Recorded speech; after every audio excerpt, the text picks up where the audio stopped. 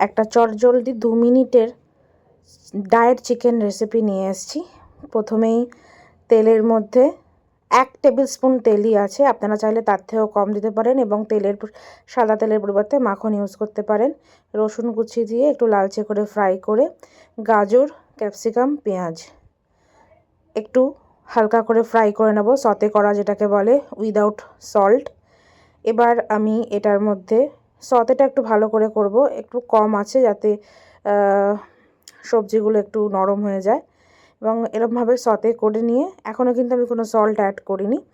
এরপরে এর মধ্যে ডাইস করে রাখা চিকেন, আমি নিজেই বাড়িতে ডাইস করে নিয়েছি, বোনলেস চিকেন, সেটা অ্যাড করেছি।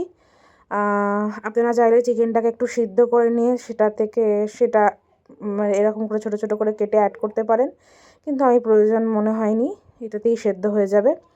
এবার এটাকে একটু ভালো করে নাড়াচাড়া করব যাতে চিকেনটাও একটু ভালো করে একটু সতে হয়ে যায়। এই অবস্থায় আমি একটুখানি নুন অ্যাড করেছি